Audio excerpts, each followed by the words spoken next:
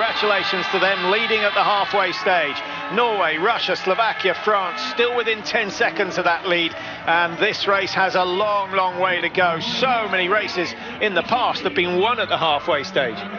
So tight, look at that, 9.1 seconds, and where's Germany? Surely coming into sight. In fact, there she is, Gössner. Look at the tempo, flying along the tracks. From 51 behind, don't forget she's done a penalty loop, so an extra bit of skiing as well as that wasted time on the range, and she gets to within 42, 43, 43.1, so tiring in the last 500 metres, but a good effort to come back from Gössner, but she won't forgive herself. That surely was a sign of inexperience, to work so hard before the standing shoot, which she finds very difficult anyway. It's a huge risk strategy if you're not 100% confident in the stand position. Yes, you've got 3 spare rounds, but you would want to back off to get your breathing under control, to get your fatigue under control as well, or that you really are reducing the chances of hitting the targets. But if you want to succeed, you've got to take risks. You have, but when you've got 3 spares and you still muck up after using 3 spares, then it's not the right strategy. Well, the Norwegian men shot nearly perfect this morning. The Russian women are still perfect.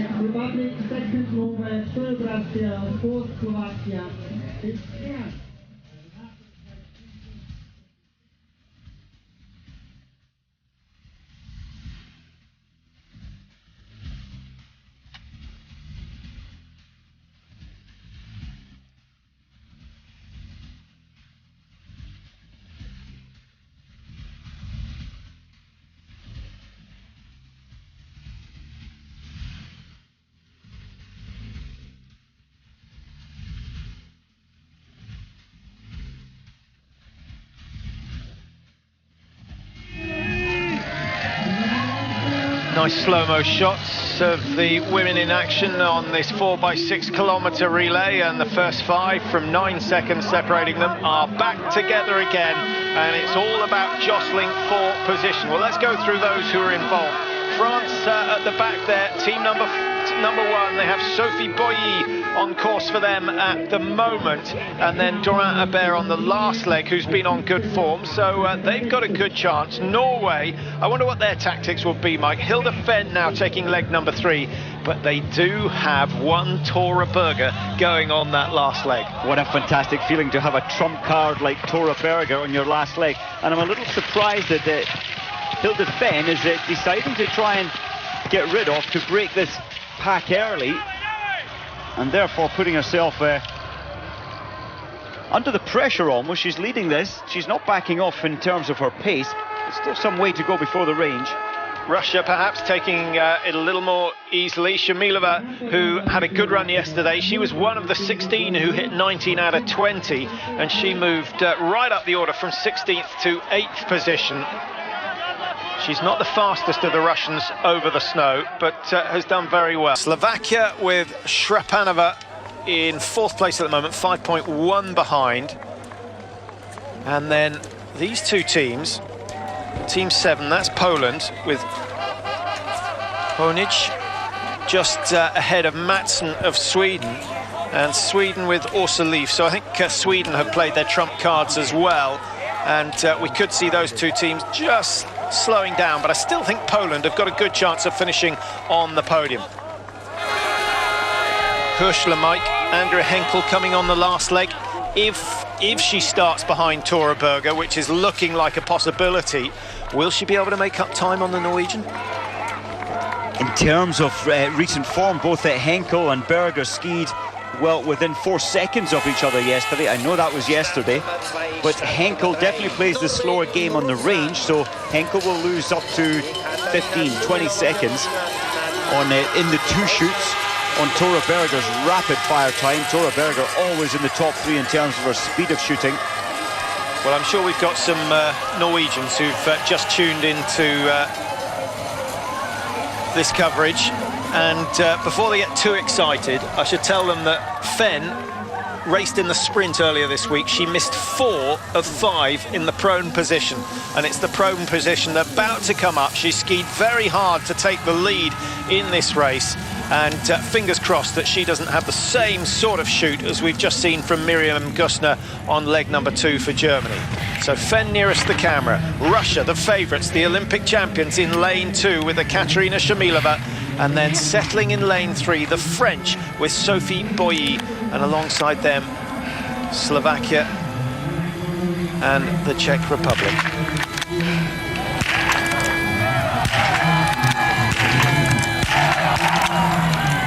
Russia yet to miss a target.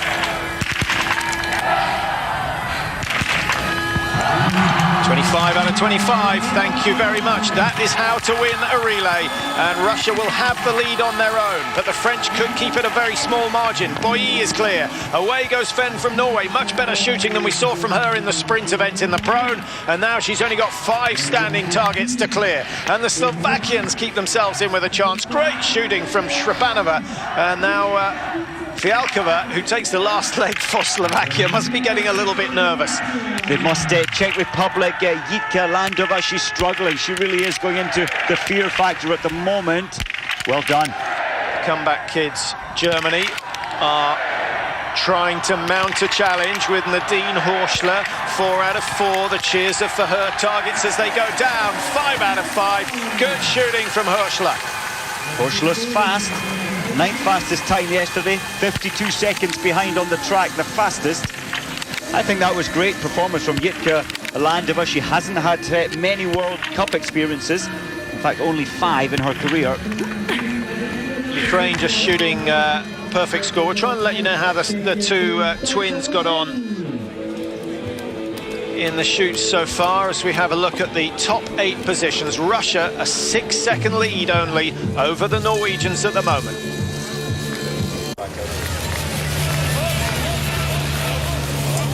Well, here are the scenes in Austria as we approach crunch time. The third leg's always fairly crucial, isn't it, Mike? Certainly for those teams that have dropped off the pace, because they want to start the last leg with some sort of chance and without having to work too hard on the first 2 laps. So you've got something left for the end.